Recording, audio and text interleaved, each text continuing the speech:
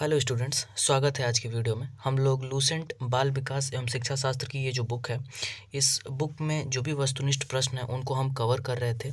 इसकी एक सीरीज हम लोग चला रहे हैं जिसमें इस बुक में लगभग 900 जो प्रश्न हैं उन्हें ही हम कई वीडियोज़ मिला के कवर करेंगे। डेली हम लोग 100 प्रश्नों को कवर कर रहे हैं। अब तक हम लोगों ने 2 वीडियोज़ कवर किए हैं जिसमें हम लोगों ने 200 प्लस प्रश्नों को देखा है। वो बहुत ही महत्वपूर्ण प्रश्न है इस बुक में जितने भी प्रश्न हैं। तो मैं यही रिकमेंड करूँगा कि आप वीडियो डेली बेसिस पर कवर करें और जितने भी क्वेश्चंस हैं उनको आप ज़रूर लगाएं। ये आपको आने वाले एग्ज़ाम्स के लिए बेनिफिशियल साबित होंगे।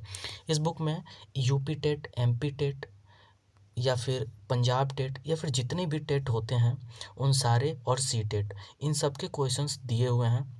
और आप ध्यान रखिएगा कि ये कहीं ना कहीं आपको सुपर टेट में भी बहुत ज़्यादा हेल्प करेंगे। जो भी सीडीपी के प्रश्न आएंगे उसमें आप इस सीरीज़ को बिल्कुल भी मिस ना करें। डिटेल तरीके से हम लोग एनालिसिस कर रहे हैं। आप खुद भी प्रश्न पढ़ें और खुद प्रश्नों का उत्तर देने की कोशिश करें। आइए वीडियो में आगे बढ़ते हैं। आगे हम लोग प्रश्न देखेंगे। तो देखिए, कल हम लोगों ने 206 प्रश्नों तक कवर कर लिया था। आज हम लोग 207वें प्रश्न से कवर करेंगे। देखते हैं कि प्रश्न क्या है। देखते हैं 207वां प्रश्न क्या कह रहा है। लिखा है कि बालक प्रसंग बोध परीक्षण 3 वर्ष से 10 वर्ष की आयु के बालकों के लिए बनाया गया है। इस परीक्षण में कार्ड में प्रतिस्थापित किए गए हैं। ठीक है। ऑप्शन है सजीव वस्तुओं के स्थान पर निर्जीव वस्तुओं को, लोगों के स्थान पर जानवरों को, पुरुषों के स्थान पर महिलाओं को या फिर वयस्क के स्थान पर बालकों को।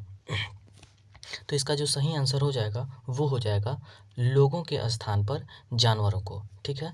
जो बालक प्रसंगबोध परीक्षण होता है, पहले तो आपको ये ध्यान रखना है कि ये 3 वर्ष से 10 वर्ष की आयु के बालकों के लिए होता है और ये प्रश्न पूछा हुआ है। आपको ये बात ध्यान रखना है कि जो बालक प्रसंगबोध परीक्षण होता है वो 3 वर्ष से 10 वर्ष के बालकों के लिए होता है। ठीक है।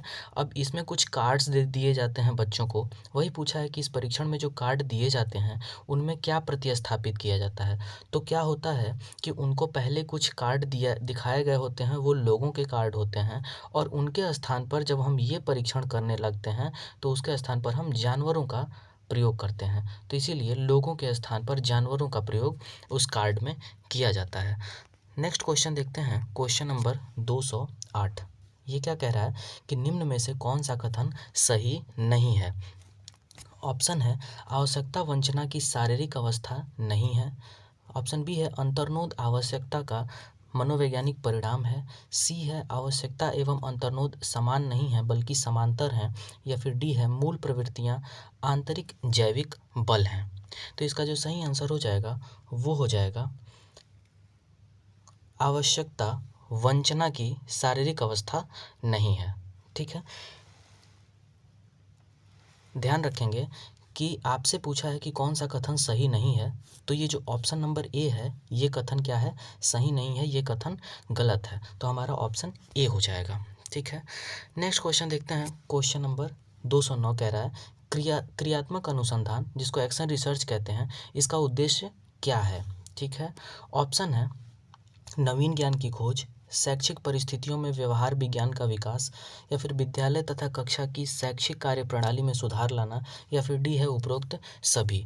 तो इसका जो सही ऑप्शन होगा वो होगा ऑप्शन नंबर सी। ध्यान रखेंगे कि जो क्रियात्मक अनुसंधान होता है, एक्शन रिसर्च होता है, ये आपको सिर्फ इतना याद रखना है कि क्रियात्मक अनुसंधान अगर कहीं शब्द आता है तो आप समझ लीजिएगा कि स्कूल से ही रिलेटेड वो होगा। ठीक है।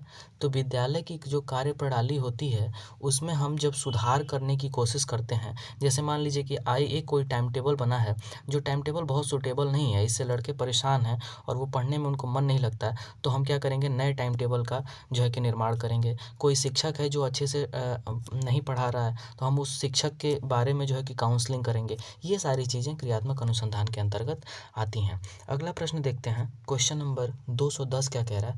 लिखा है कि बच्चे के विकास के सिद्धांतों को समझना शिक्षक की सहायता करता है। ऑप्शन है शिक्षार्थी की आर्थिक पृष्ठभूमि को पहचानने में। ऑप्शन बी है शिक्षार्थियों को क्यों पढ़ाना चाहिए, यह औचित्य स्थापित करने में। सी है शिक्षार्थियों के भिन्न अधिगम शैलियों को प्रभावी रूप से संबोधित करने में। या फिर डी है शिक्षार्थी के सामाजिक स्तर को पहचानने में। ठीक है। तो जो 210 का सही ऑप्शन होगा वो होगा ऑप्शन नंबर सी। ठीक है। शिक्षार्थियों की भिन्न अधिगम शैलियों को प्रभावी रूप से संबोधित करने में ही क्या होता है, जो है कि बच्चे के विकास के सिद्धांतों को शिक्षक को इसीलिए समझना चाहिए कि वो क्या करें कि किस शिक्षार्थी को किस अधिगम शैली से हमें पढ़ाना चाहिए, वो इस चीज़ का खुद से अनुभव कर सकें, क्योंकि सभी विद्यार्थी एक ही अधिगम शैली से नहीं पढ़ पाते। हो सकता है कि 2 विद्यार्थी अगर क्लास में हैं, एक को आपने पढ़ाया तो समझ में आ गया, लेकिन दूसरे बच्चे को उस अधिगम शैली से समझ नहीं आ सकता है। तो आप इस बच्चे में क्या और कौन सी अधिगम शैली का प्रयोग कर सकते हैं, यही चीज़ आप समझते हैं जब आप बच्चों के विकास के सिद्धांत को समझ जाते हैं। तो ये 210वां प्रश्न था। नेक्स्ट क्वेश्चन देखते हैं। क्वेश्चन नंबर 211 है, पुरुष स्त्रियों की अपेक्षा ज़्यादा बुद्धिमान होते हैं, यह कथन है। ऑप्शन ए है सही हो सकता है, लैंगिक पूर्वाग्रह, जेंडर बाइस को प्रदर्शित करता है, बुद्धि के भिन्न पक्षों के लिए सही है, या फिर डी है कि सही है। ठीक है, तो देखो इसका जो सही आंसर हो जाएगा वो हो जाएगा ऑप्शन नंबर बी, लैंगिक पूर्वाग्रह जेंडर बाइस को प्रदर्शित करता है। ठीक है, इसको हमने पहले भी देख लिया है, इसका एक्सप्लेनेशन हमने पहले भी कर दिया है। नेक्स्ट क्वेश्चन देखते हैं। क्वेश्चन नंबर 212 क्या कह रहा है, लिखा है कि क्रिस्टीना अपनी कक्षा को क्षेत्र भ्रमण पर ले जाती है और वापस आने पर अपने विद्यार्थियों के साथ भ्रमण चर्चा करती है, यह डैश डैश की ओर संकेत करता है। ऑप्शन है सीखने के लिए आकलन, आकलन के लिए सीखना, आकलन का सीखना, या फिर सीखने को आकलन। तो इसका जो सही आंसर हो जाएगा वो हो जाएगा ऑप्शन नंबर ए, सीखने के लिए आकलन। ठीक है, वो क्या कर रही है, सीखने के लिए आकलन कर रही है, कि वो क्षेत्र भ्रमण पर ले गई पहले और उसके बाद क्षेत्र भ्रमण का चर्चा कर रही है, यानी कि वो क्या कर रही है, सीखने के लिए आकलन कर रही है। ठीक है, यानी उसको पहले कुछ सीखना है। मान लीजिए कि ताजमहल के बारे में उसको सीखना है, उसको बच्चों को सिखाना है कि ताजमहल के बारे में उसको सिखाना है बच्चों को, तो वो ले गई बच्चों को, जो है कि पहले ताजमहल घुमा दी और तब आई तो चर्चा करी कि बताओ कितने पिलर्स थे, किसने बनवाया था, ये सारी चीज़ें। तो ये क्या होता है, सीखने के लिए आकलन। नेक्स्ट क्वेश्चन देखते हैं। क्वेश्चन नंबर 213 क्या कह रहा है, शिक्षार्थियों को डैश डैश के लिए प्रोत्साहित नहीं करना चाहिए। ऑप्शन है समूह कार्य में दूसरे शिक्षार्थियों के साथ सक्रिय रूप से अंतःक्रिया करने में, ऑप्शन बी है अधिक से अधिक सहगामी क्रियाओं में हिस्सा लेने में, ऑप्शन सी है शिक्षक जो पूछ सकते हैं उन सभी प्रश्नों को के उत्तर याद करने के लिए, या फिर डी है कि कक्षा के अंदर और बाहर अधिक से अधिक प्रश्न पूछना। तो इसका जो सही आंसर हो जाएगा वो हो जाएगा ऑप्शन नंबर सी। ठीक है, शिक्षक जो पूछ सकते हैं उन सभी प्रश्नों को याद करने के लिए इस प्रश्न का सही उत्तर होगा, कि बच्चों को कभी भी इसलिए शिक्षार्थी को जो है कि प्रोत्साहित नहीं करना चाहिए। आपको याद रखना है कि कभी भी उत्तर में अगर याद करने की चीज़ें आती हैं तो आप उसको हमेशा निगेटिव ही लेंगे। ठीक है, आप हमेशा निगेटिव लेंगे, क्योंकि बच्चों को रटाना कहीं से भी सही नहीं होता है। नेक्स्ट क्वेश्चन देखते हैं।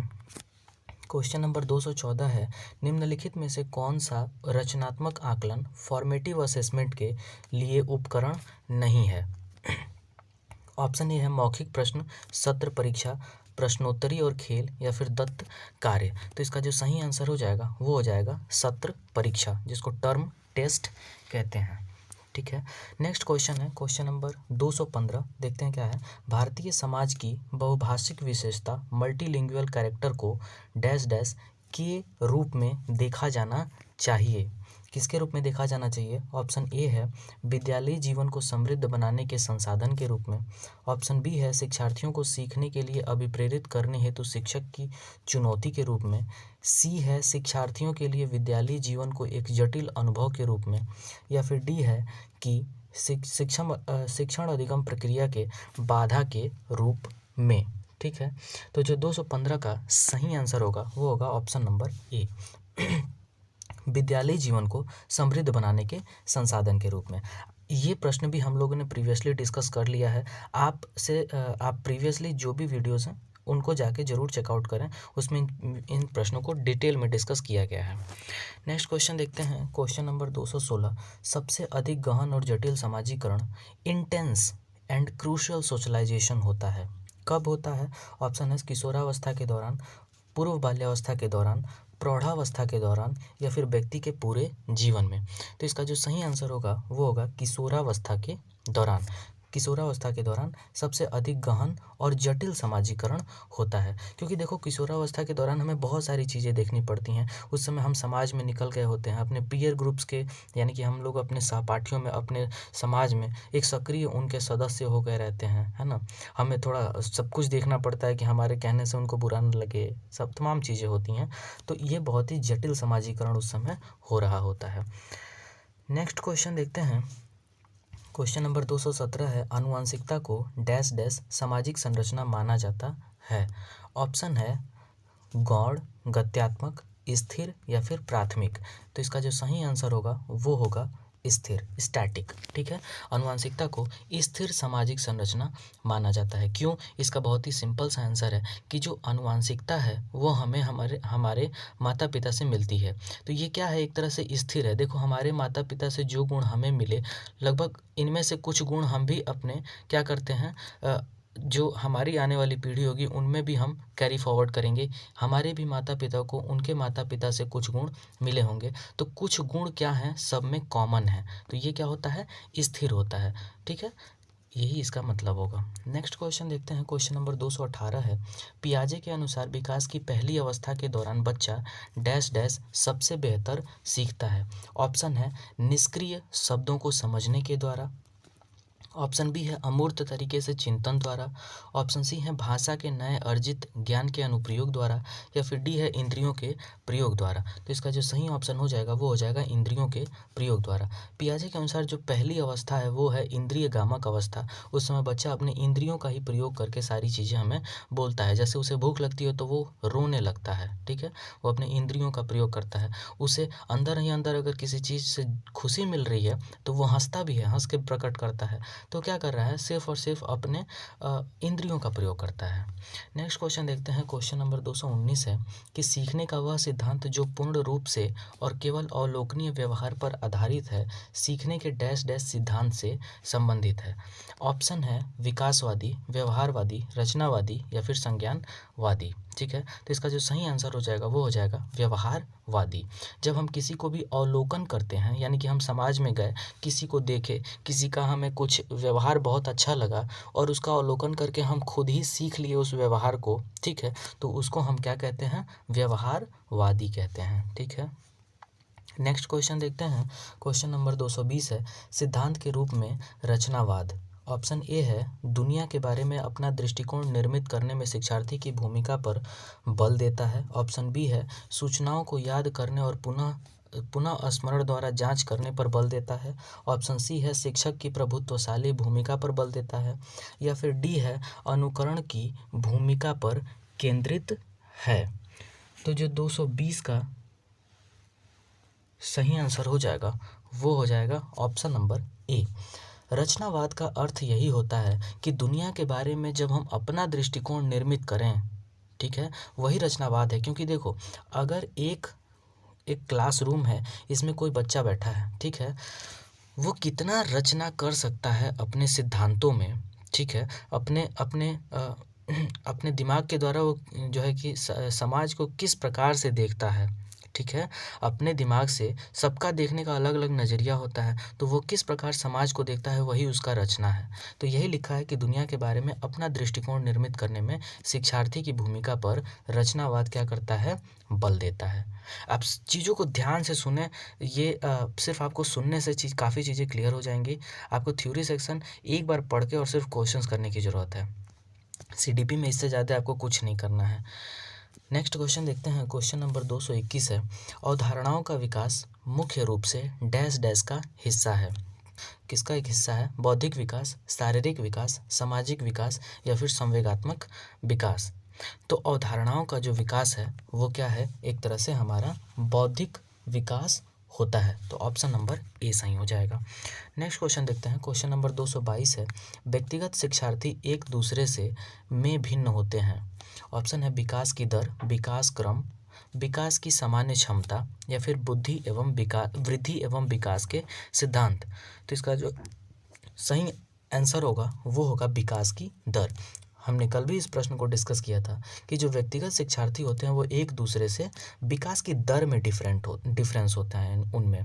क्यों? क्योंकि देखो क्लासरूम में अगर दो बच्चे बैठे हैं हो सकता है कि एक बच्चा जल्दी सीख जाए और एक बच्चा जल्दी ना सीख पाए, इसकी बुद्धि लब्धि कम है, ये नहीं सीख पा रहा है, तो यहाँ क्या हो रहा है, इनमें विकास की दर में कमी तो है ना, इसका रेट बहुत ज़्यादा है सीखने का, ये तुरंत किसी चीज़ को सीख ले रहा है, जबकि दूसरा बालक नहीं सीख पा रहा। नेक्स्ट क्वेश्चन देखते हैं, क्वेश्चन नंबर 223 है कि बच्चे के उचित विकास को सुनिश्चित करने के लिए उसका स्वस्थ शारीरिक विकास एक महत्वपूर्ण पूर्व आवश्यकता है। यह कथन ऑप्शन है गलत हो सकता है क्योंकि विकास नितांत व्यक्तिगत मामला है, सही है क्योंकि विकास क्रम में शारीरिक विकास सबसे पहले स्थान पर आता है, ऑप्शन सी है सही है क्योंकि शारीरिक विकास विकास के अन्य पक्षों के साथ अंतः संबंधित है, या फिर डी है गलत है क्योंकि शारीरिक विकास विकास के अन्य पक्षों को किसी भी प्रकार से प्रभावित नहीं करता। तो इसका जो सही आंसर हो जाएगा वो हो जाएगा ऑप्शन नंबर सी। ठीक है, सही है क्योंकि शारीरिक विकास विकास के अन्य पक्षों के साथ अंतः संबंधित होता है। ये बात बिल्कुल सही है क्योंकि शारीरिक विकास में मान लीजिए कि हमारा शारीरिक विकास ही अगर ना हो तो क्या होगा, हमारा बहुत सारा विकास है जो क्या होगा, रुक जाएगा। ठीक है, तो शारीरिक विकास होना बहुत ज़रूरी है। जैसे मान लीजिए कि हमारे हाथों की उंगलियों में अगर धीरे धीरे विकास ना हो, उनमें जान ना आए, तो हो सकता है कि हम लिखना ही ना सीखें, और अगर लिखना नहीं सीखेंगे तो हमारी आधी पढ़ाई तो वहीं ख़त्म हो गई, है कि नहीं।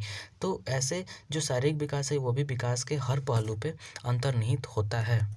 नेक्स्ट क्वेश्चन देखते हैं, क्वेश्चन नंबर 224 है मानव विकास कुछ विशेष सिद्धांतों पर आधारित है, निम्नलिखित में से कौन सा मानव विकास का सिद्धांत नहीं है। ऑप्शन ए है अनुक्रमिकता, सामान्य से विशिष्ट, प्रतिवर्ती, या फिर निरंतरता। ठीक है, तो इसका जो सही आंसर हो जाएगा वो हो जाएगा प्रतिवर्ती। ठीक है, प्रतिवर्ती क्या होगा, इस क्वेश्चन का सही आंसर हो जाएगा रिवर्सिबिलिटी कहीं से भी विकास का सिद्धांत नहीं है। ठीक है, अनुक्रमिकता विकास का सिद्धांत होता है, सामान्य से विशिष्ट होता है और निरंतरता होता है, जो कि प्रतिवर्ती विकास का सिद्धांत नहीं होता है। नेक्स्ट क्वेश्चन देखते हैं, क्वेश्चन नंबर 225 है मूल्यांकन इवैल्यूएशन का मुख्य उद्देश्य होना चाहिए। क्या होना चाहिए, ऑप्शन है शिक्षार्थियों की उपलब्धि को मापना, यह निर्णय लेना कि क्या विद्यार्थी को अगली कक्षा में प्रोन्नत किया जाना चाहिए, ऑप्शन सी है सीखने में होने वाली कमियों का निदान और उसका उपचार करना, या फिर डी है कि शिक्षार्थियों की त्रुटियां निकालना। तो इसका जो सही आंसर हो जाएगा वो हो जाएगा ऑप्शन नंबर सी, सीखने में होने वाली कमियों का निदान और उसका उपचार करना। ठीक है,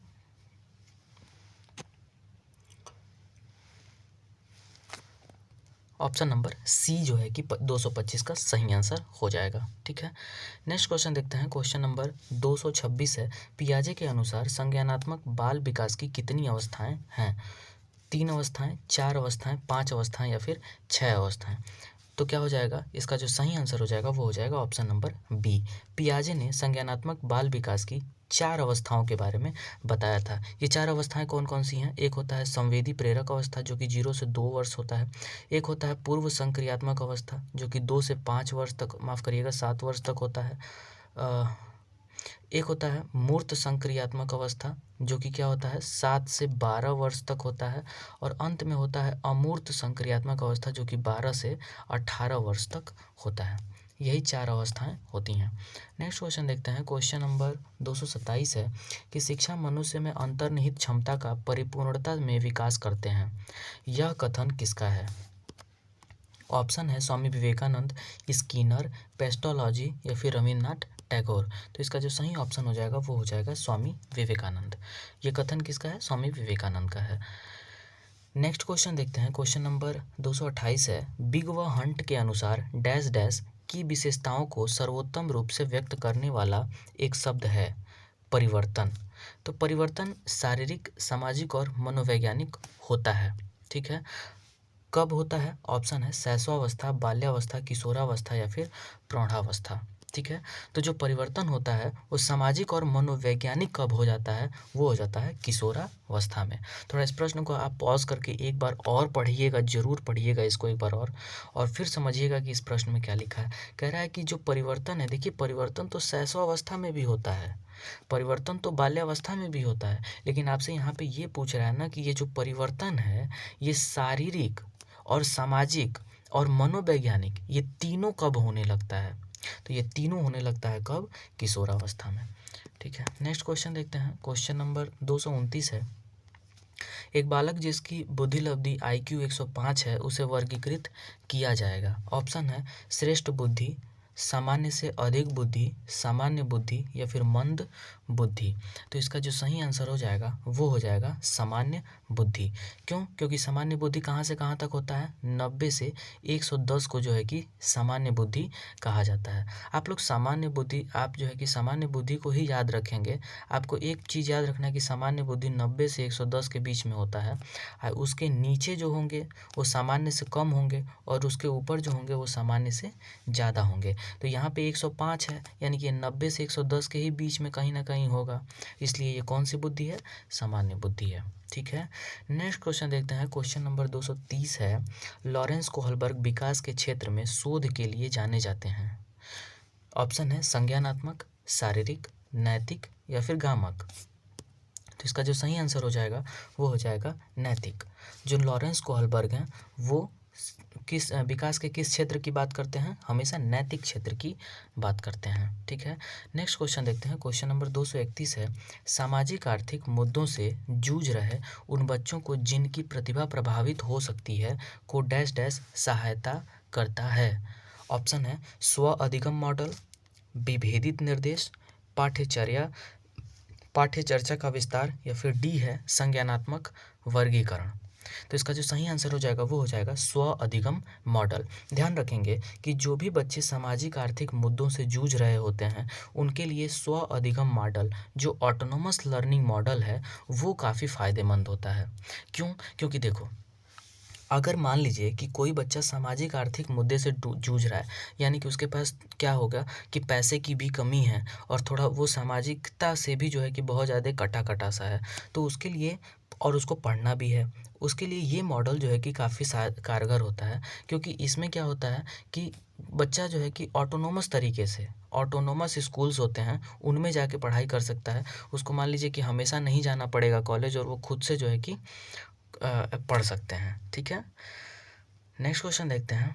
क्वेश्चन नंबर 232 है, एक कक्षा में व्यक्तिक विभिन्नताओं के क्षेत्र हो सकते हैं। ऑप्शन है रुचियों के, सीखने के, चरित्र के या फिर ये सभी। तो ये सभी जो है कि व्यक्तिक विभिन्नताओं के क्षेत्र हैं। व्यक्तिक विभिन्नताओं की रुचि भी है, सीखना भी है, चरित्र भी है। तो ऑप्शन नंबर डी सही हो जाएगा। नेक्स्ट क्वेश्चन देखते हैं। क्वेश्चन नंबर 233 है, हार्वर्ड गार्डनर द्वारा निम्न में से एक को छोड़कर बाकी सभी प्रकार के बुद्धि बताए गए हैं। ठीक है, हार्वर्ड गार्डनर ने पहले तो 11 प्रकार की बुद्धि के बारे में बताया है, और वो कौन कौन से हैं वो देख लेते हैं। जैसे ऑप्शन ए है भाषा, सृजनात्मकता, अंतर्वैयक्तिक कौशल या फिर अंतःवैयक्तिक कौशल। तो हार्वर्ड गार्डनर ने तो किस प्रकार की बुद्धि को छोड़कर, ऑप्शन है सृजनात्मकता। ठीक है, सृजनात्मकता को छोड़ करके बाकी सभी प्रकार के बुद्धि के बारे में उन्होंने बताया है। नेक्स्ट क्वेश्चन देखते हैं। क्वेश्चन नंबर 234 है, मूल्यांकन का उद्देश्य है। ऑप्शन है बच्चों को उत्तीर्ण अनुत्तीर्ण घोषित करना। ऑप्शन बी है बच्चा क्या सीखा है जानना। सी है बच्चों के सीखने में आई कठिनाइयों को जानना, या फिर डी है उपरोक्त सभी। तो इसका जो सही आंसर हो जाएगा वो हो जाएगा ऑप्शन नंबर सी। बच्चों के सीखने में आई कठिनाई को जानना ही क्या है, मूल्यांकन का सही उद्देश्य है। नेक्स्ट क्वेश्चन देखते हैं। क्वेश्चन नंबर 235 है, पियाजे के अनुसार बच्चा अमूर्त स्तर पर चिंतन, बौद्धिक क्रियाएं और समस्या समाधान किस अवस्था में करने लगता है। आपको थोड़ा सा प्रश्न एक बार वो समझना चाहिए। अमूर्त स्तर पर चिंतन कर रहा है कब? अमूर्त स्तर पर, थोड़ा ध्यान देंगे। ऑप्शन है पूर्व संक्रियात्मक अवस्था, मूर्त संक्रियात्मक अवस्था, औपचारिक संक्रियात्मक अवस्था या फिर संवेदी पेशी अवस्था। तो इसका जो सही ऑप्शन हो जाएगा वो हो जाएगा औपचारिक संक्रियात्मक अवस्था। अमूर्त स्तर पर वो चिंतन कब करता है? अपने अमूर्त संक्रियात्मक अवस्था में, और अमूर्त को ही हम क्या कहते हैं? औपचारिक संक्रियात्मक अवस्था। ठीक है, नेक्स्ट क्वेश्चन देखते हैं। क्वेश्चन नंबर 236 है, कौन सा सीखना स्थायी होता है। ऑप्शन है रटकर, सुनकर, समझकर या फिर देखकर। तो इसका जो सही आंसर हो जाएगा वो हो जाएगा समझकर। समझकर सीखना क्या होता है? स्थायी होता है। नेक्स्ट क्वेश्चन देखते हैं। क्वेश्चन नंबर 237 है। एक 13 वर्षीय बालक बात बात में अपने बड़ों से झगड़ा करने लगता है और हमेशा स्वयं को सही साबित करने की कोशिश करता है। वह विकास की किस अवस्था में है? तो इसका जो सही ऑप्शन क्या है? प्रारंभिक बाल्यावस्था, किशोरावस्था, युवावस्था या फिर बाल्यावस्था। तो हमें पता है कि अगर कोई बालक 13 वर्ष का हो गया है, मतलब वो किस अवस्था में है? किशोरावस्था में है। क्यों? क्योंकि 12 वर्ष से ऊपर के और 12 वर्ष से 18 वर्ष के जो बालक होते हैं वो किस अवस्था में आ जाते हैं? किशोरावस्था में। तो अगर 13 वर्षीय बालक है तो वो किस अवस्था में आ जाएगा? किशोरावस्था में। ठीक है। नेक्स्ट क्वेश्चन देखते हैं। क्वेश्चन नंबर 238 है। निम्नलिखित में से क्या बच्चों के सृजनात्मकता के विकास में सहायक नहीं है? ऑप्शन है खेल, भाषण, कहानी लेखन या फिर निर्माण संबंधी क्रियाएं। तो इसका जो सही आंसर हो जाएगा वो हो जाएगा ऑप्शन नंबर डी, निर्माण संबंधी क्रियाएं। कंस्ट्रक्टिव एक्शंस जो है कि सृजनात्मकता में कहीं से भी विकास जो है कि नहीं करते हैं। ठीक है, इस बात का ध्यान रखेंगे। नेक्स्ट क्वेश्चन है। क्वेश्चन नंबर 239 है। शिक्षा में फ्रॉबेल का महत्वपूर्ण योगदान था डैश डैश का विकास। किसका विकास? ऑप्शन है व्यावसायिक school, public school, kindergarten school या फिर लैटिन स्कूल। तो हमें पता है इसका सही ऑप्शन हो जाएगा, सही आंसर होगा ऑप्शन नंबर सी, किंडरगार्टन। ठीक है, तो फ्रॉबेल ने किंडरगार्टन पद्धति का ही जो है कि प्रयोग किया था बच्चों के लिए। ठीक है, इन्होंने छोटे बच्चों के लिए किया था, जो बहुत ही छोटे अभी नर्सरी क्लास के जो बच्चे होते हैं उनको लिए उन्होंने कहा था कि किंडरगार्टन स्कूल का जो है कि निर्माण हमें करना चाहिए। नेक्स्ट क्वेश्चन देखते हैं। क्वेश्चन नंबर 240 है। निम्नलिखित में संश्लेषण सिंथेसिस उदाहरण है, किसका है? ऑप्शन ए है निबंध लेखन, भाषण देना, प्रमेय सिद्ध करना या फिर चित्र रंगना। तो इसका जो सही आंसर हो जाएगा वो हो जाएगा प्रमेय सिद्ध करना। ये क्या है? संश्लेषण का एग्जाम्पल है। ठीक है, प्रमेय सिद्ध करना। नेक्स्ट क्वेश्चन है। क्वेश्चन नंबर 241 देखते हैं।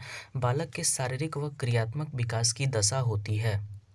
ऑप्शन है सिर से पैर तथा शरीर के बाहर से मध्य की ओर, बी है सिर से पैर तथा शरीर के मध्य से बाहर की ओर, ऑप्शन सी है पैर से सिर तथा शरीर के बाहर से शरीर के बाहर से मध्य की ओर, या फिर पैर से सिर तथा शरीर के मध्य से बाहर की ओर।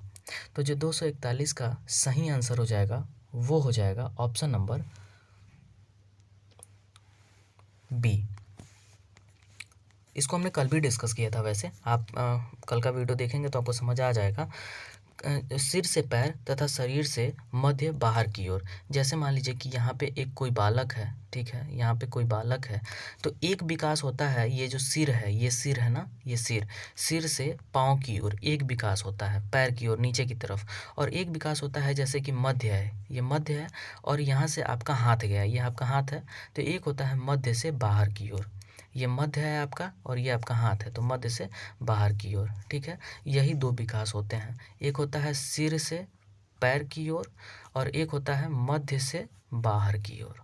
ठीक है, नेक्स्ट क्वेश्चन देखते हैं। क्वेश्चन नंबर 242 है। बालक का विकास परिणाम है। ऑप्शन है वंशानुक्रम का, वातावरण का, वंशानुक्रम तथा वातावरण की अंतःक्रिया का, या फिर आर्थिक कारकों का। तो इसका जो सही आंसर हो जाएगा वो हो जाएगा ऑप्शन नंबर सी, वंशानुक्रम तथा वातावरण की अंतःक्रिया का। नेक्स्ट क्वेश्चन देखते हैं। क्वेश्चन नंबर 243 है। परीक्षा के स्थान पर सतत और व्यापक मूल्यांकन गुणवत्तामूलक शिक्षा के लिए अधिक उपयुक्त हैं, क्योंकि इसमें ऑप्शन है संज्ञानात्मक क्षेत्र का मूल्यांकन किया जाता है, सह संज्ञानात्मक क्षेत्र का मूल्यांकन किया जाता है, मूल्यांकन सतत एवं व्यापक क्षेत्रों का होता है, या फिर ऑप्शन नंबर डी उपरोक्त सभी। तो इसका जो सही आंसर हो जाएगा वो हो जाएगा ऑप्शन नंबर डी उपरोक्त सभी। ठीक है, नेक्स्ट क्वेश्चन देखते हैं। क्वेश्चन नंबर 244 है। प्राथमिक स्तर पर एट प्राइमरी लेवल मातृभाषा में शिक्षा देना बेहतर है, क्योंकि यह ऑप्शन ए है बच्चों में आत्मविश्वास का विकास करेगा, अधिगम को सरल बनाएगा, बौद्धिक विकास में सहायता करेगा, या फिर प्राकृतिक वातावरण में बच्चों को सीखने में सहायता करेगा। तो इसका जो सही आंसर हो जाएगा वो हो जाएगा ऑप्शन नंबर डी। प्राथमिक स्तर पर जो मातृभाषा में शिक्षा देना होता है वो इसलिए बेहतर होता है क्योंकि बच्चा क्या होता है, प्राकृतिक वातावरण में सीखता है। क्योंकि मातृभाषा में जो उसको बचपन से जो भाषा सिखा दी गई है, अब 2 साल बाद 4 साल बाद वो उस भाषा को बहुत अच्छे से जानता है, तो उसी भाषा में अगर हम शिक्षा देंगे तो उसके लिए क्या होगा, एक प्राकृतिक वातावरण होगा, तो उसको जो है कि सीखने में दिक्कत नहीं होगा। नेक्स्ट क्वेश्चन देखते हैं। क्वेश्चन नंबर 245 है, श्याम पट्ट पर लिखते समय सबसे महत्वपूर्ण क्या है? ऑप्शन है अच्छी लिखावट, लेखन में स्पष्टता, बड़े अक्षरों में लिखना, या फिर डी है छोटे अक्षरों में लिखना। तो इसका जो सही आंसर होगा वो होगा अच्छी लिखावट। अब देखिए यूपी टेट थोड़ा सा अलग ही कमीशन है। अब इसका आंसर और कहीं पे आप जाएंगे तो वो लेखन में स्पष्टता होना चाहिए, लेकिन यूपी टेट इसका आंसर मानता है अच्छी लिखावट, तो थोड़ा इसका ध्यान रखेंगे आप। नेक्स्ट क्वेश्चन देखते हैं। क्वेश्चन नंबर 246 है, आपकी कक्षा में एक छात्र देर से आता है, आप ऑप्शन है उसके अभिभावकों को सूचित करेंगे, उसे दंड देंगे, कारण जानने की चेष्टा करेंगे, या फिर उस पर कोई ध्यान नहीं देंगे। तो इसका जो सही आंसर हो जाएगा वो हो जाएगा ऑप्शन नंबर सी, कारण जानने की चेष्टा करेंगे। ठीक है, नेक्स्ट क्वेश्चन देखते हैं। क्वेश्चन नंबर 247 है, शिक्षा का उद्देश्य होना चाहिए, क्या होना चाहिए? ऑप्शन है विद्यार्थियों में व्यावसायिक कुशलता का विकास करना, ऑप्शन बी है विद्यार्थियों में सामाजिक जागरूकता तैयार करना, या फिर सी है कि विद्यार्थियों को परीक्षा के लिए तैयार करना, या फिर डी है कि व्यवहारिक जीवन के लिए विद्यार्थियों को तैयार करना। तो इसका जो सही आंसर हो जाएगा वो हो जाएगा ऑप्शन नंबर डी, व्यवहारिक जीवन के लिए विद्यार्थियों को तैयार करना ही शिक्षा का क्या है, असली अर्थ है, असली मतलब वही है। नेक्स्ट क्वेश्चन देखते हैं। क्वेश्चन नंबर 248 है, विद्यार्थी में अवांछित व्यवहार, अनडिजरेबल बिहेवियर को परिवर्तन करने में सबसे प्रभावी पद्धति है। जैसे कि विद्यार्थी है, उसमें कोई बहुत ही खराब गुण है, बहुत ही खराब उसका एक कोई व्यवहार है, तो उसको जो है कि अगर आपको परिवर्तन करना है तो सबसे जो है कि अच्छा पद्धति क्या होगा? ऑप्शन है कि विद्यार्थी को दंड देना, अभिभावकों के ध्यान में इसे लाना, अवांछित व्यवहार के कारणों को ढूंढना एवं उपचार का प्रबंधन करना, या फिर डी है इसकी उपेक्षा करना। तो इसका जो सबसे सही आंसर होगा वो होगा ऑप्शन नंबर सी, अवांछित व्यवहार के कारणों को ढूंढना एवं उपचार प्रबंधन करना। इसका कहने का मतलब है कि अगर कोई बच्चा जो है कि आपके क्लास में है और उसकी एक बहुत ही जो है कि उसके कई बिहेवियर्स बहुत ही ख़राब हैं, तो उनको आप कैसे सही करेंगे? तो देखिए उसके व्यवहारों के कारणों का पहले पता लगाइए कि आखिर वो उस व्यवहार को क्यों कर रहा है, और तब आप कोई उपचार प्रबंधन उसका करिए। नेक्स्ट क्वेश्चन है, क्वेश्चन नंबर 249 है कि आपको शिक्षक दिवस पर कुछ विद्यार्थियों ने एक बधाई पत्र भेजा, आप क्या करेंगे? आप ऑप्शन है कि कुछ नहीं करेंगे, उन्हें धन्यवाद देंगे, उन्हें पैसों की बर्बादी वेस्ट ऑफ मनी नहीं करने के लिए बोलेंगे, या फिर डी है उन्हें बदले में शुभकामनाएं देंगे।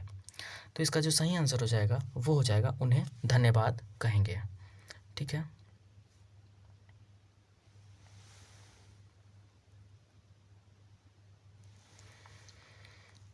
नेक्स्ट क्वेश्चन देखते हैं। क्वेश्चन नंबर 250 है, जब एक विद्यार्थी असफल होता है तो समझा जाता है कि ऑप्शन है पद्धति असफल है, शिक्षक असफल है, पाठ्य पुस्तकें असफल है, या फिर डी यह व्यक्तिक असफलता है। तो देखिए यह यूपी टेट 2011 का प्रश्न है। ठीक है, यूपी टेट 2011 का प्रश्न है, और यूपी टेट के प्रश्न का जो आंसर होता है वो कहीं ना कहीं बहुत ज़्यादा अलग ही होता है। अब इसका यूपी टेट ने आंसर माना था ऑप्शन नंबर डी, यह व्यक्तिक असफलता है, लेकिन वहीं अगर आप सी टेट का अगर पेपर देने जा रहे हैं तो इसको आपको मानना चाहिए कि यह पद्धति असफल हुई है। यहाँ पर अगर कोई विद्यार्थी असफल हुआ है तो वहाँ पर पूरी की पूरी पद्धति असफल हुई है, सी टेट ये मानता है, जबकि यूपी टेट ने माना था कि वह व्यक्तिगत असफलता है। तो अब इंडिविजुअल एग्ज़ाम की बात है, यहाँ पे ऑप्शन नंबर डी हो जाएगा। नेक्स्ट क्वेश्चन देखते हैं। क्वेश्चन नंबर 251 है कि किसी विद्यार्थी की सबसे महत्वपूर्ण विशेषता है, ऑप्शन है उत्तरदायित्व की अनुभूति, ईमानदारी, सहभागिता, या फिर आज्ञाकारिता। तो इसका जो सही आंसर हो जाएगा वो हो जाएगा आज्ञाकारिता। एक विद्यार्थी की सबसे महत्वपूर्ण जो विशेषता होती है वो होती है कि वो सबसे पहले आज्ञाकारी होना चाहिए, आज्ञाकारी होगा तभी वो एक अच्छा शिक्षार्थी है। ऑप्शन नंबर 252 है कि आप किसी कक्षा में पाठ पढ़ाते हैं और एक विद्यार्थी विषय से असंबंधित प्रश्न पूछता है, आप क्या करेंगे? ऑप्शन है कि उसे असंबंधित प्रश्न पूछने की अनुमति देंगे, ऑप्शन बी है उसे असंबंधित प्रश्न पूछने की अनुमति नहीं देंगे, या फिर सी है कि उसे गैर अनुशासित समझकर दंडित करेंगे, या फिर डी है कि कक्षा के बाद प्रश्न का उत्तर देने को कहेंगे। तो इसका जो सही आंसर हो जाएगा वो हो जाएगा ऑप्शन नंबर डी।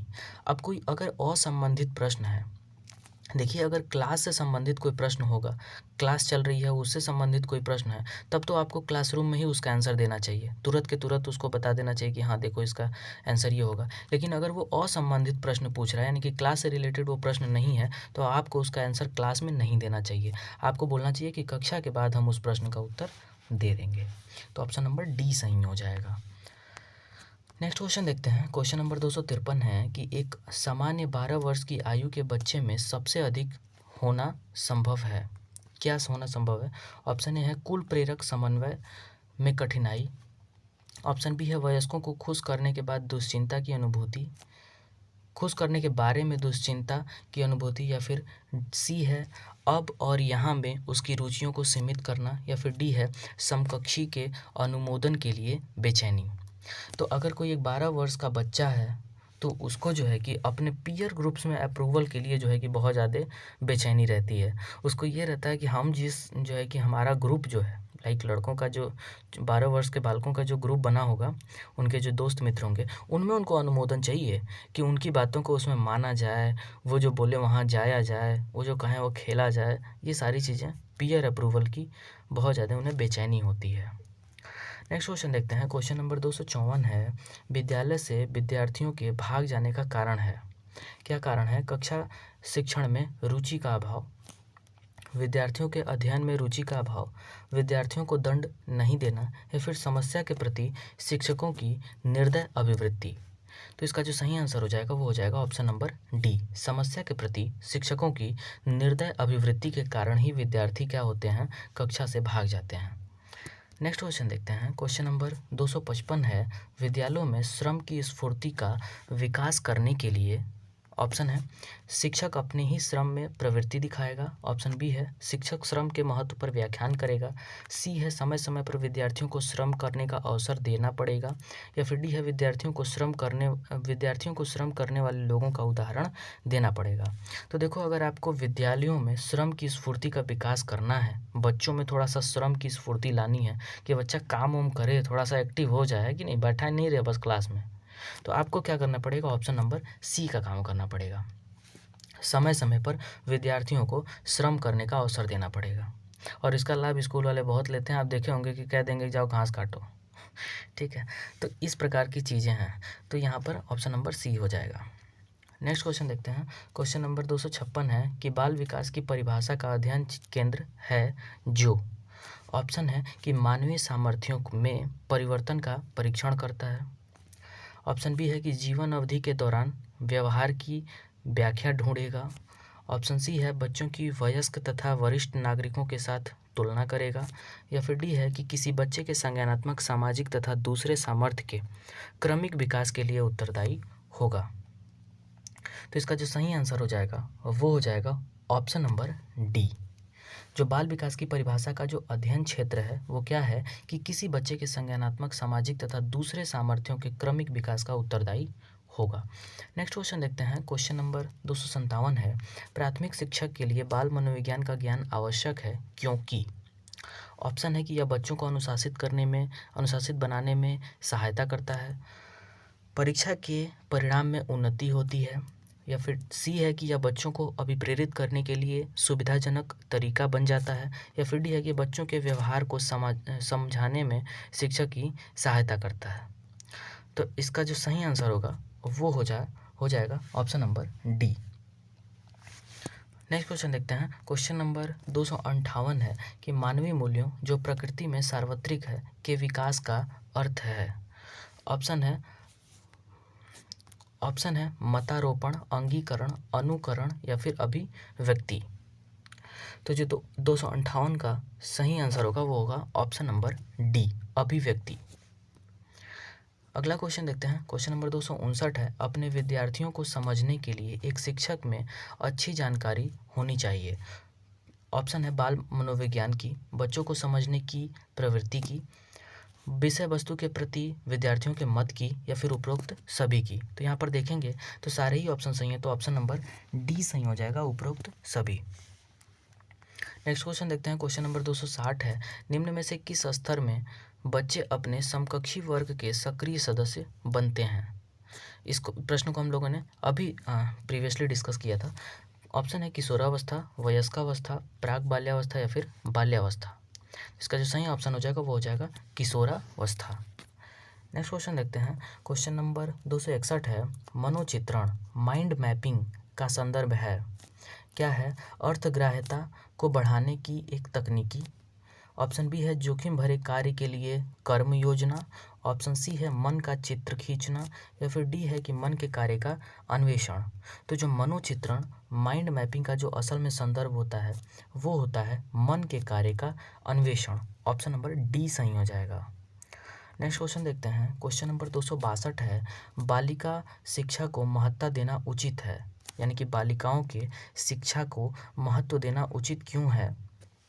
ऑप्शन है बालिकाएं बालकों से अधिक बुद्धिमती होती हैं, बालिकाएं बालकों से अल्पसंख्यक होती हैं, अतीत में बालिकाओं को बुरी तरह से विभेदित किया जाता था, या फिर डी है कि किसी सामाजिक परिवर्तन के नेतृत्व में केवल बालिकाएं ही समर्थ होती हैं। तो इसका जो सही आंसर होगा वो हो जाएगा option number D.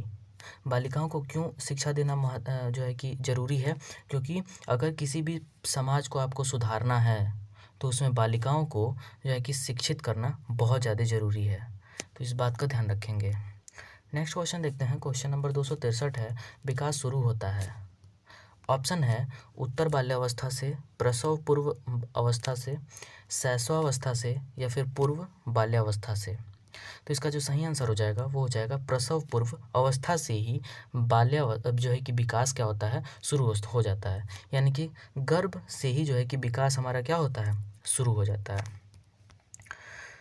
Next question देखते हैं। क्वेश्चन नंबर 264 है, बहुविध बुद्धि सिद्धांत के अनुसार सभी प्रकार के पशुओं, खनिजों और पेड़ पौधों को पहचानने और वर्गीकृत करने की योग्यता डैश डैश कहलाती है। क्या कहलाती है? तार्किक गणितीय बुद्धि, प्राकृतिक बुद्धि, भाषिक बुद्धि या फिर स्थानिक बुद्धि। तो इसका जो सही आंसर हो जाएगा वो हो जाएगा प्राकृतिक बुद्धि। जब हम पशुओं, खनिजों, पेड़ पौधों, ये सब क्या है, ये प्रकृति में ही तो पाए जाते हैं, तो इन लोगों की जब हम पहचान करेंगे तो प्राकृतिक बुद्धि हो गया। बस दिमाग नहीं लगाना, बस एक बार में आंसर।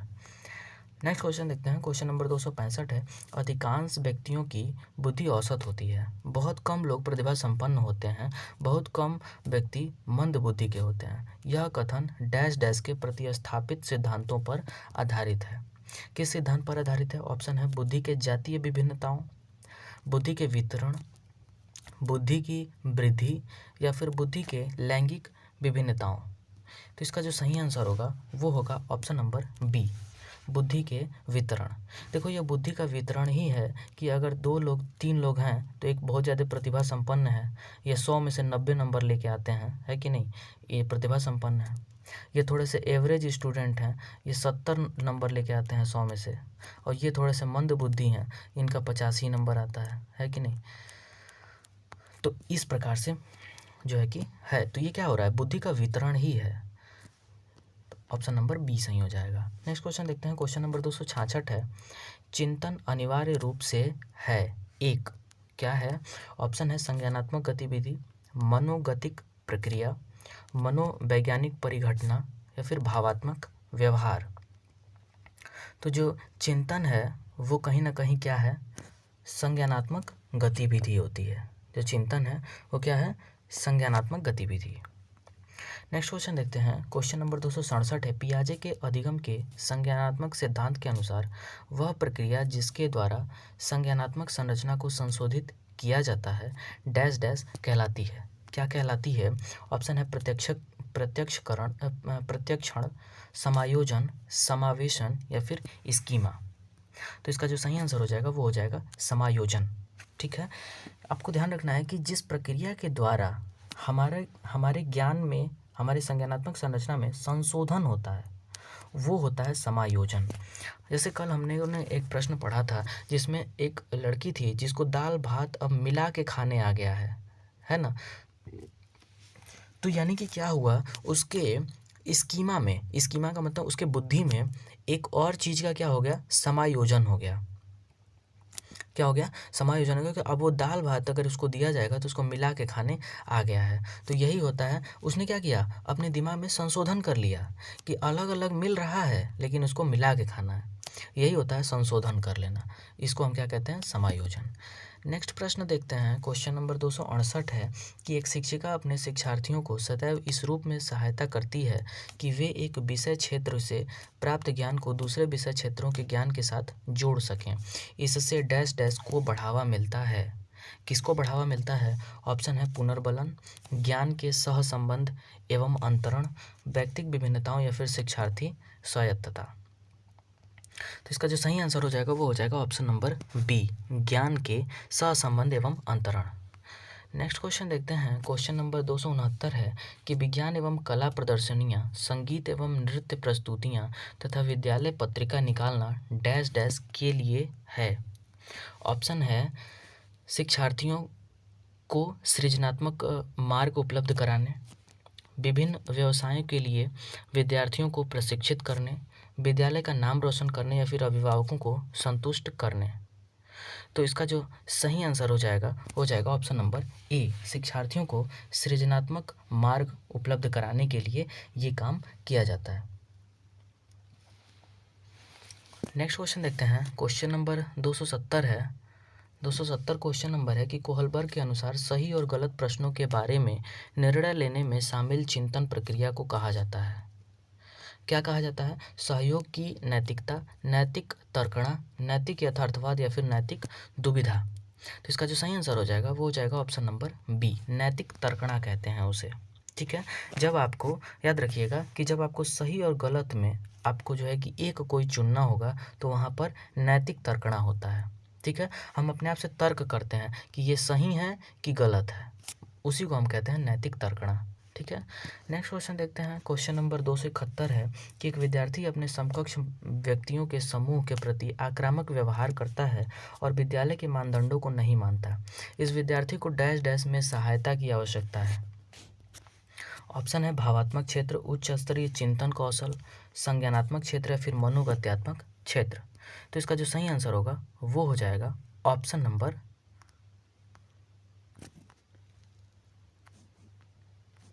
इसका जो सही आंसर होगा वो हो जाएगा ऑप्शन नंबर ए, भावात्मक क्षेत्र।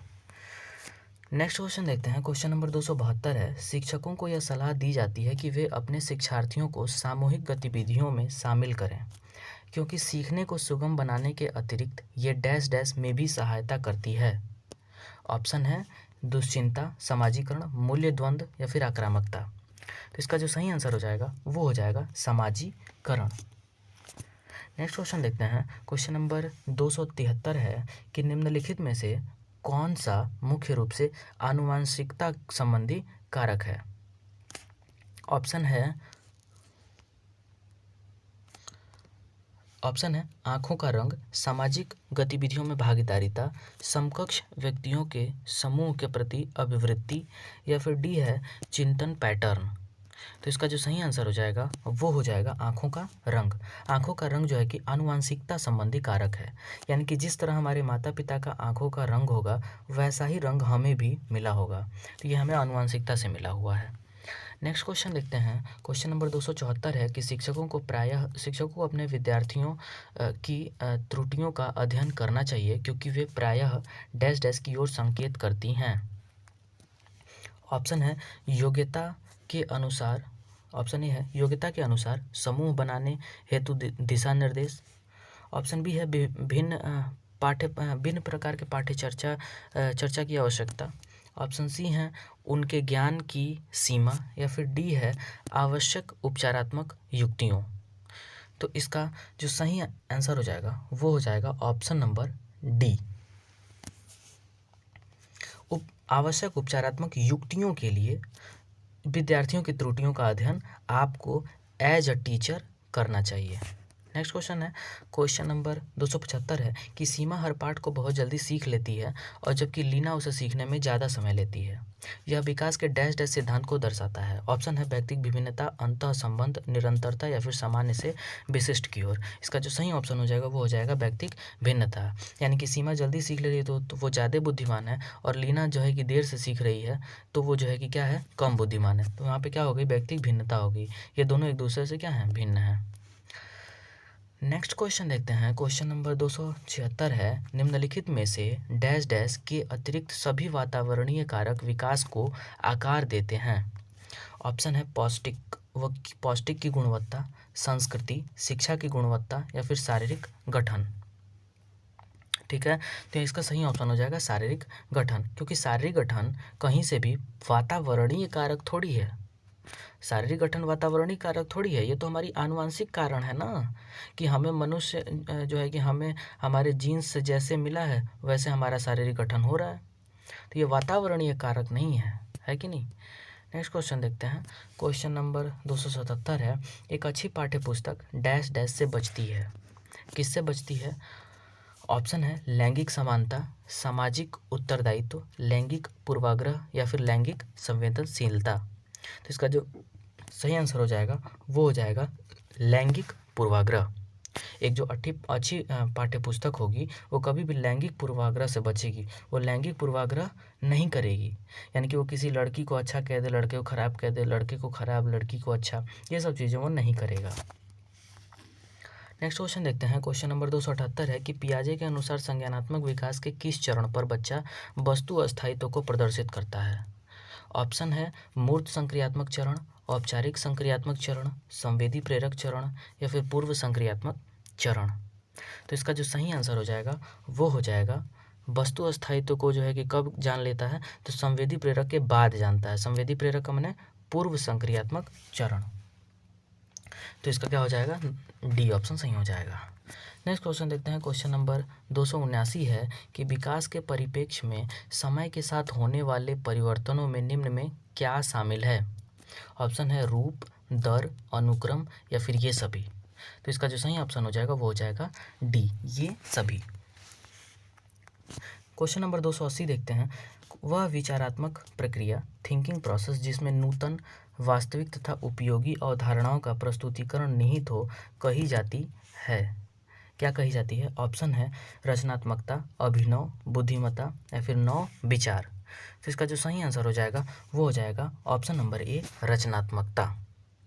नेक्स्ट क्वेश्चन देखते हैं। क्वेश्चन नंबर 281 है, माता पिता से वंशजों में स्थानांतरित होने वाले लक्षणों को क्या कहा जाता है? देखें अगर ऑप्शन है पर्यावरण, जीन, आनुवंशिकता या फिर होम्योस्टैटिस। इसका जो सही आंसर हो जाएगा वो हो जाएगा आनुवंशिकता। ठीक है, माता पिता से जो भी वंशजों में जो है कि गुण स्थानांतरित होते हैं उन्हें हम क्या कहते हैं? आनुवंशिकता कहते हैं। नेक्स्ट क्वेश्चन देखते हैं। क्वेश्चन नंबर 282 है, लिखा है कि निम्न सिद्धांतों में से कौन बच्चे के बौद्धिक विकास के चार चरणों संवेदी चालक, पूर्व परिचालन, सुदृढ़ परिचालन एवं औपचारिक परिचालन को चिन्हित करता है? इसका जो ऑप्शन है एरिक्सन का मनोसामाजिक विकास का सिद्धांत, ऑप्शन बी है फ्रायड का मानसिक यौन विकास का सिद्धांत, जीन पियाजे का संज्ञानात्मक विकास का सिद्धांत या फिर कोहलबर्ग का नैतिक विकास का सिद्धांत। तो हम सबको पता है कि विकास को चार चरणों में किसने विभाजित किया था? वो किया था जीन पियाजे ने। ऑप्शन नंबर सी सही हो जाएगा। नेक्स्ट क्वेश्चन देखते हैं। क्वेश्चन नंबर 283 है, एकीकृत छात्र केंद्रित अधिगम इंटीग्रेटेड स्टूडेंट सेंटर्ड लर्निंग के लिए पाठ्यक्रम में निम्नलिखित में से क्या लाभकारी नहीं है? ऑप्शन है छात्र का अभिप्रेरण विकास, सहकर्मी संचार का विकास, छात्र शिक्षक संबंध का निर्माण या फिर खोज सक्रिय अधिगम का ह्रास। तो इसका जो सही आंसर हो जाएगा वो हो जाएगा ऑप्शन नंबर डी। जो 283 का सही आंसर होगा वो हो जाएगा खोज सक्रिय अधिगम का ह्रास। नेक्स्ट क्वेश्चन देखते हैं। क्वेश्चन नंबर 284 है, बुद्धि का कौन सा सिद्धांत सामान्य बुद्धि जी और विशिष्ट बुद्धि एस की उपस्थिति का समर्थन करता है? ऑप्शन है नियम प्रतिकूल सिद्धांत, गिलफोर्ड के बुद्धि का सिद्धांत, स्पीयरमैन का द्विखंड सिद्धांत या फिर वर्नेन का पदानुक्रम सिद्धांत। तो इसका जो सही आंसर होगा वो हो जाएगा स्पीयरमैन का द्विखंड सिद्धांत। ठीक है, स्पीयरमैन ने जो द्विखंड सिद्धांत दिए थे, द्विखंड सिद्धांत यही है, एक जी और एक यस, दो खंडों में जो है कि बुद्धि को बांटा था उन्होंने। जी का मतलब क्या होता है? जनरल। जी का मतलब क्या होता है? जनरल। और एस का मतलब क्या होता है? स्पेसिफिक। क्या होता है? स्पेसिफिक। यही दो कैटेगरी में बुद्धि को स्पीयरमैन ने बांटा था। नेक्स्ट क्वेश्चन देखते हैं। क्वेश्चन नंबर 285 है, प्रतिबिंब, अवधारणा, प्रतीक एवं संकेत, भाषा, शारीरिक क्रिया और मानसिक क्रिया अंतर्निहित है। ऑप्शन है अनुकूलन, प्रेरक पेशी विकास, समस्या समाधान या फिर विचारात्मक प्रक्रिया। तो इसका जो सही आंसर होगा वो हो जाएगा ऑप्शन नंबर डी, विचारात्मक प्रक्रिया। प्रतिबिंब, अवधारणा, प्रतीक एवं संकेत, भाषा, शारीरिक क्रिया, मानसिक क्रिया, ये सारी चीज़ किस में आ जाती है? विचारात्मक प्रक्रिया में। नेक्स्ट क्वेश्चन देखते हैं। क्वेश्चन नंबर 286 है, सीखने की परिघटना में निम्नलिखित में से कौन आवश्यक घटक नहीं है?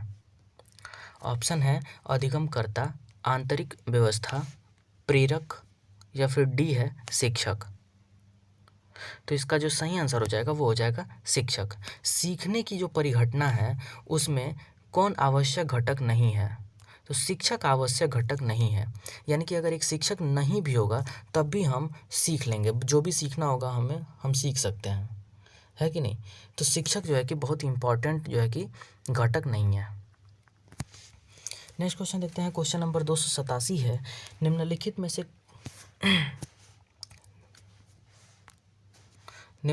से कौन सा सिद्धांत यह दर्शाता है कि अपेक्षित व्यवहार के सन्निकट सकारात्मक प्रतिक्रिया तथा पुनर्बलन के फलस्वरूप व्यवहारात्मक विकास किया जा सकता है?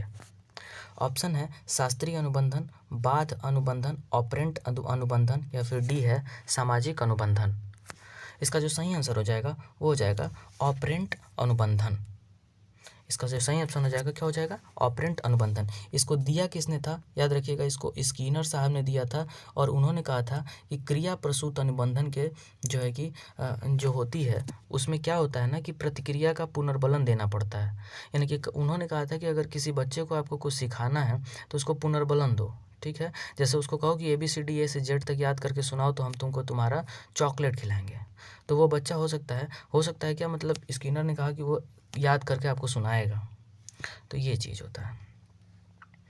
नेक्स्ट क्वेश्चन देखते हैं। क्वेश्चन नंबर 288 है, वह प्रक्रिया जिसके द्वारा माता पिता यह अनुमान लगाते हैं कि उनके बच्चे में सभी सकारात्मक गुण हैं क्योंकि एक गुण सकारात्मक है कहलाता है। क्या है? परिवेश का प्रभाव, हॉवथॉर्न का प्रभाव, प्रभाव का नियम या फिर प्रतिलोम परिवेश का प्रभाव। तो जो 288 का सही आंसर होगा वो होगा ऑप्शन नंबर ए, परिवेश का प्रभाव। नेक्स्ट क्वेश्चन देखते हैं। क्वेश्चन नंबर 289 है, रमेश और अंकित की समान बुद्धि लब्धि 120 है, यानी कि दोनों की जो IQ है वो 120 है। कह रहा है कि रमेश अंकित से 2 वर्ष छोटा है, ठीक है? जो रमेश है वो अंकित से 2 वर्ष का क्या है? छोटा है। यदि अंकित की आयु 12 वर्ष हो तो रमेश की मानसिक आयु होगी, ठीक है? इसका हमने फॉर्मूला बताया था। क्या फॉर्मूला होता है? IQ बराबर होता है mental as upon chronological age into 100, ठीक है? IQ कितना है? 120। दोनों का IQ कितना है? 120। तो IQ के जगह पे रख देंगे 120 बराबर मेंटल एज हमको कैलकुलेट ही करना है तो ऊपर लिख देंगे mental as upon chronological age का मतलब क्या हो गया? आपसे रमेश की मानसिक आयु पूछा है और रमेश की आयु कह रहा है कि रमेश अंकित से 2 वर्ष का छोटा है। तो जब अंकित 12 वर्ष का है तो रमेश कितने वर्ष का होगा? 10 वर्ष का होगा। तो यहाँ रख देंगे 10 और गुणा कितना? 100। 10 से 100 को काटेंगे आ जाएगा 10 और 10 से जो है कि 120 में भाग दे देंगे तो मेंटल एज कितना आ जाएगा? 12 वर्ष। कितना आ गया? 12। यही 12 आंसर हो जाएगा। तो देख लेंगे किस में है? ऑप्शन नंबर सी जो है कि क्या है? 12 वर्ष। नेक्स्ट क्वेश्चन देखते हैं। क्वेश्चन नंबर 290 है, निम्नलिखित में से कौन असतत चर का उदाहरण नहीं है? असतत चर का उदाहरण नहीं है का मतलब क्या हो गया? कौन सतत चर है हमको ये बताना है, थोड़ा ध्यान रखेंगे। ऑप्शन है आयु, लिंग, वैवाहिक या फिर आवासीय स्थान। तो आपसे क्या पूछा है? असतत चर नहीं है, यानी कि कौन सतत चर है। देखिए सतत का मतलब क्या होता है? जो हमेशा चलता रहे। क्या हो? हमेशा चलता रहे। तो इसमें से कौन है जो हमेशा चलता रहेगा? वो है आयु। आपकी आयु बैठी रहती है? नहीं, 1 वर्ष, 2 वर्ष, 3 वर्ष और आज तो खैर। तो ये आयु क्या है? चलती रहती है। इसी को हम क्या कहते हैं? सतत चर है। वो चर जो हमेशा चलता रहे उसको हम सतत चर कहेंगे। नेक्स्ट क्वेश्चन देखते हैं, क्वेश्चन नंबर 291 है, छात्र की प्रयोगात्मक दक्षता के आकलन का यथोचित रूप है। ऑप्शन है साक्षात्कार, अवलोकन, प्रश्नावली या फिर लिखित परीक्षा। तो जो 291 का सही आंसर हो जाएगा वो हो जाएगा ऑप्शन नंबर बी। क्या हो जाएगा? अवलोकन।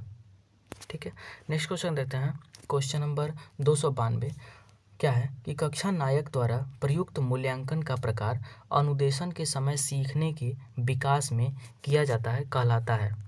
क्या कहलाता है? ऑप्शन है नैदानिक, डायग्नोस्टिक मूल्यांकन, फॉर्मेटिव मूल्यांकन, प्लेसमेंट मूल्यांकन या फिर संकलित मूल्यांकन। तो जो 292 का सही आंसर होगा वो हो जाएगा ऑप्शन नंबर बी। इसको कहते हैं फॉर्मेटिव मूल्यांकन। ठीक है, नेक्स्ट क्वेश्चन देखते हैं, क्वेश्चन नंबर 293 है, निबंधात्मक प्रश्न के लिए निम्नलिखित में से कौन सबसे अच्छा विकल्प है? निबंधात्मक प्रश्न के लिए पहले तो प्रश्न थोड़ा समझ लीजिए आप। निबंधात्मक प्रश्न का मतलब क्या हो गया? निबंध का मतलब तो समझते हैं ना, निबंध का मतलब क्या होता है? जैसे कोई एक टॉपिक मिल गया और कहा गया कि इसको अपने बारे में सोच के लिखो। जैसे मान लो पहले हम लोग को छोटे थे तो टॉपिक्स मिलते थे, जैसे गाय पे लिखो, माता पे लिखो, पिता पे लिखो, है ना। तो यही चीज़ है। तो गाय पे हम क्या करते थे, हम रटा रटाया कुछ नहीं लिखते थे, हम लोग अपनी बुद्धि से लिखते थे। तो वही सब चीज़ें, मतलब जो भी हमारे दिमाग में आया हमने लिखा, इसी को कहते हैं निबंधात्मक प्रश्न। तो नेक्स्ट क्वेश्चन देखते हैं। हाँ, तो इसका जो ऑप्शन है वो क्या है? न्यूटन के गति के नियम की चर्चा करें, न्यूटन के गति के तीनों नियमों की व्याख्या करें, न्यूटन के गति का नियम क्या है, या फिर न्यूटन के गति के नियम पर एक लेख लिखें। तो जो 293 का सही आंसर होगा वो ऑप्शन नंबर बी। लिखा है कि न्यूटन के गति के तीनों नियमों की व्याख्या करें। तो यही तो निबंधात्मक प्रश्न हुआ कि भाई तीनों नियमों की आप अपने हिसाब से व्याख्या करके हमको लिख के दिखाएं। ठीक है, नेक्स्ट क्वेश्चन देखते हैं, क्वेश्चन नंबर 294 है कि किसी भी बालक के मानसिक रूप से अस्वस्थ होने का कारण है। क्या है? परिवार का वातावरण, कक्षा का वातावरण, पास पड़ोस का वातावरण या फिर उपरोक्त सभी। तो इसका जो सही आंसर हो जाएगा वो हो जाएगा ऑप्शन नंबर डी, उपरोक्त सभी। क्वेश्चन नंबर 295 देखते हैं। नेक्स्ट क्वेश्चन 295 क्या है कि निम्नलिखित में से कौन सी संस्था सामाजिक परंपराओं के हस्तांतरण में सबसे अधिक योगदान करती है? ऑप्शन है परिवार, विद्यालय, पड़ोस, इनमें से कोई नहीं। तो इसका जो सही आंसर हो जाएगा वो हो जाएगा परिवार।